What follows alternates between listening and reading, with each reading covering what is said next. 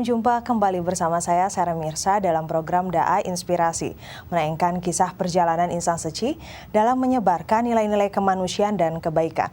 Pemirsa, anak-anak kelas Budi Pekerti Yayasan Buddha Suci Medan melakukan kunjungan kasih ke Panti Jompo, Taman Bodi Asri Medan. Kunjungan ini juga menjadi kesempatan bagi anak-anak untuk menanamkan benih cinta kasih kepada orang tua dan sesama. Liputannya berikut ini.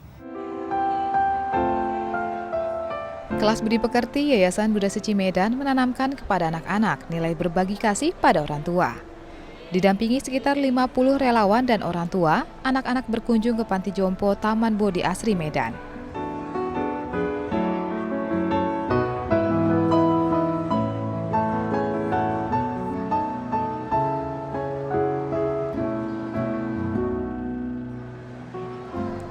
Kunjungan ini disambut hangat dan sukacita oleh kakek dan nenek yang berkumpul di ruangan serbaguna panti.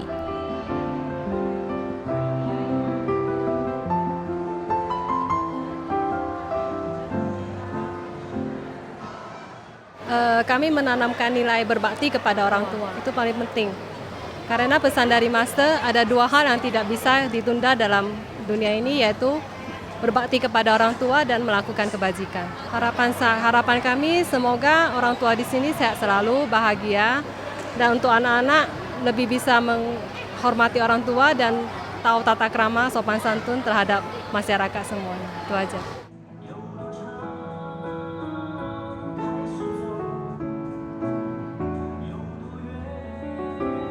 Kunjungan juga dilakukan sebagai wujud rasa syukur perayaan Tahun Baru Imlek 2567. Rasa wujud kasih disalurkan anak-anak dengan berbagai penampilan yang menghibur para orang tua ini.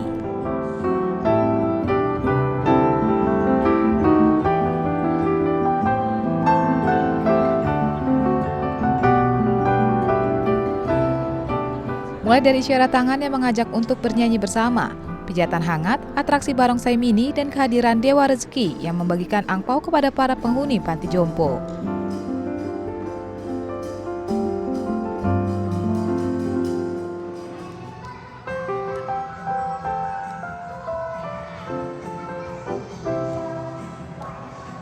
Kita harus berbakti kepada orang tua, karena mereka telah membesarkan kita dengan susah payah.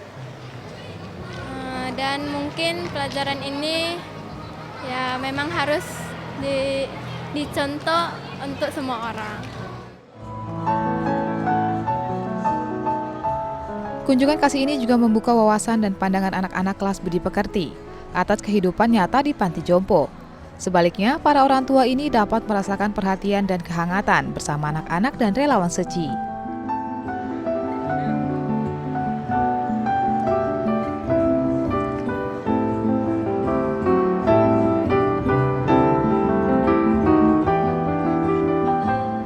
Selain itu, bentuk kepedulian juga disalurkan lewat bantuan sejumlah kursi roda.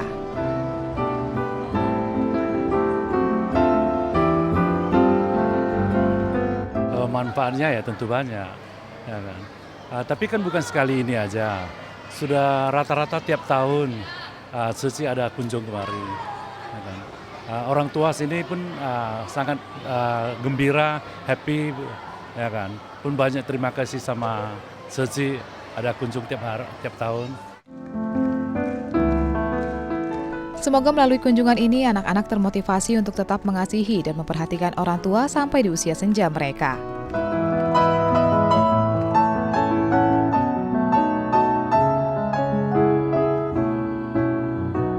Karakter budi pekerti seperti inilah yang harus ditanamkan dan dipupuk pada anak-anak, agar cinta kasih tetap bertumbuh.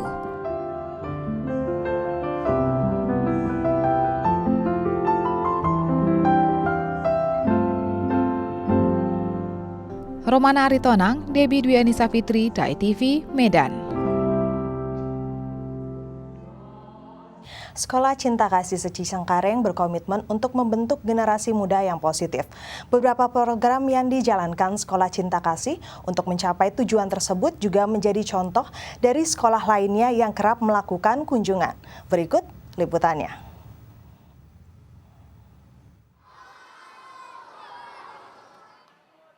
Sekolah Cinta Kasih Suci Cengkareng pada awalnya didirikan untuk anak-anak relokasi Kaliangke beberapa tahun silam. Kini 13 tahun sudah Sekolah Cinta Kasih Seci berkomitmen di bidang pendidikan.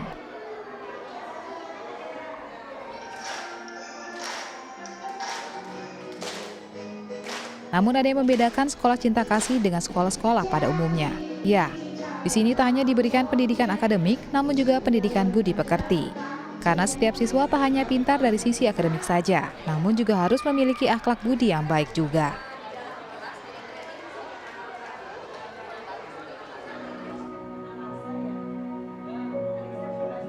Hal positif inilah yang membuat banyak sekolah datang ke Sekolah Cinta Kasih untuk melakukan studi banding. Seperti halnya yang dilakukan oleh 17 guru dan kepala sekolah dari Sekolah Al-Izhar, Pondok Labu, Jakarta. Walaupun memiliki perbedaan latar belakang, namun kehangatan sangat terasa antara kedua sekolah ini. Para guru Al-Izhar pun disuguhkan dengan berbagai informasi, mulai dari sejarah pembangunan Sekolah Cinta Kasih, metode penerapan budi pekerti, sharing guru, hingga sesi tanya-jawab. Saya diperkenalkannya ketika itu perwakilan. Dapat mengenal lebih jauh sistem pendidikan yang ada di Sekolah Cinta Kasih Seci ternyata telah menginspirasi para peserta yang hadir pada kesempatan tersebut. Dari misi yang ketiga, kami tidak bisa membayangkan pada saat itu anak. Terus terang saya kagum dengan bagaimana penanaman berbuat baik dalam keseharian. Saya juga kagum dengan sistem volunteerism yang ada di sini, yang insya Allah kita bisa coba terapkan juga gitu ya di sekolah kami. Budi pekerti tak hanya tergambar dalam proses belajar mengajar saja, namun juga dalam setiap kata perenungan Master Cheng Yen yang tertempel di berbagai tempat di sekolah.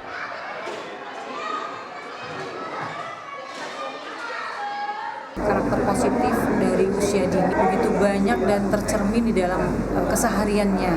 Dari ketika kami datang, ketika kami berkunjung ke TK, itu nuansanya juga terlihat dari seluruh kelas-kelas, tercermin dari kata perenungan di setiap kelas dengan judul-judul jujur, kemudian rasa syukur dan sebagainya. Itu berarti bahwa bagaimana nilai-nilai karakter dan kepribadian positif itu dimulai sedini mungkin. Selain Sekolah Al-Izhar, ternyata kesan mendalam juga dirasakan oleh guru-guru dari Sekolah Ehi Pasiko, Tangerang, Banten. Dalam kegiatan kunjungan ini pun Sekolah Ehi Pasiko ingin mengikuti jejak Sekolah Cinta Kasih yang menerapkan sistem pendidikan budi pekerti, berbudaya humanis hingga pelestarian lingkungan. Pada tahun 2003 inilah. Kalau tahu Seci saya sudah sejak 2006 ya. Ketika pertama kali Sekolah Ehi Pasiko berdiri. Kebetulan waktu itu ada pelatihan dan dari situ saya tertarik dengan semua budaya yang diajarkan di sini dan saya pikir itu bagus ya kalau bisa kita terapkan di sekolah juga gitu. Selain melakukan diskusi dan tanya jawab, 43 guru yang hadir dalam acara ini pun diajak untuk melihat semangat pelestarian lingkungan yang ada di kantin Sekolah Cinta Kasih Seci. Kagum dan takjub, inilah ekspresi yang tergambar dari para peserta studi banding. Karena tak ditemukan satupun kemasan pembungkus makanan. Aksi sederhana ini dilakukan untuk mengurangi volume sampah yang terus meningkat.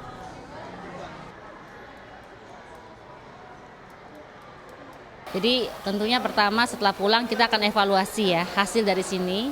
Kemudian kita akan melihat kira-kira apa yang bisa kami terapkan di sekolah. Gitu ya. Seperti misalnya kantin tanpa sampah. Ini sebetulnya sudah mulai kami mau terapkan 2 tahun yang lalu, tapi memang kami mengalami hambatan. Nah, tapi dengan melihat di sekolah ini mampu, besar harapan saya. Setelah berkeliling sekolah, para tamu pun beranjak ke Depo Pelestarian Lingkungan untuk melihat proses daur ulang yang dipandu langsung oleh beberapa relawan Seci. Untuk menutup hari baik ini, seluruh guru Ehi Pasiko diajak untuk berkunjung ke Seci Center, Pantai Indah Kapuk, Jakarta. Semoga dengan semakin banyaknya yayasan yang tergerak untuk ikut serta menanamkan budi pekerti dan pelestarian lingkungan kepada anak sejak dini, maka nantinya generasi yang akan datang dapat merasakan manfaat pendidikan yang lebih baik. Tim DAI TV, Jakarta. Melalui berbagai kegiatan sosial kemanusiaan yang dijalankan, relawan Seci terus merangkul berbagai lapisan masyarakat untuk ikut serta membantu sesama. Seperti halnya dengan kegiatan donor darah yang rutin dilakukan relawan Seci. Berikut liputannya. Yayasan Buddha Seci Indonesia mempunyai 4 misi yang dijalankan. Salah satunya adalah misi amal yang kerap kali dilakukan oleh relawan Seci, yaitu kegiatan donor darah. Merupakan salah satu kegiatan yang bermanfaat bagi diri sendiri maupun orang lain. Kali ini relawan muda-mudi Seci Pekanbaru bekerja sama dengan Palang Merah Indonesia atau PMI mengadakan kegiatan rutin donor darah di kantor penghubung Seci Pekanbaru.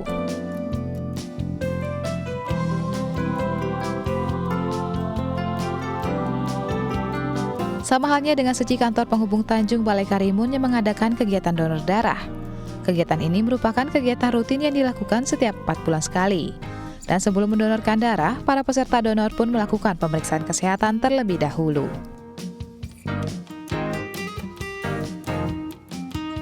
Bersumbangsi dengan nyata merupakan kegiatan yang kerap kali dilakukan oleh relawan Seci. Sekian program Daai Inspirasi. Dengan terus berbuat kebajikan dan kebaikan, maka kehidupan masyarakat yang damai dan tentram akan terwujud. Sampai jumpa.